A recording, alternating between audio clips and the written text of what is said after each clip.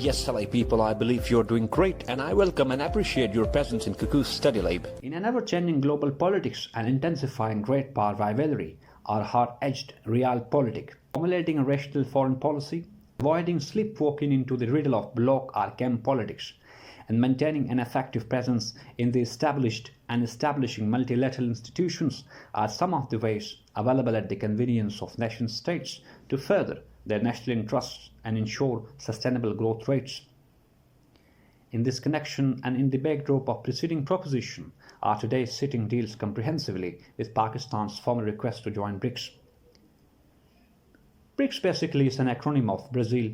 Russian Federation, India, China and South Africa.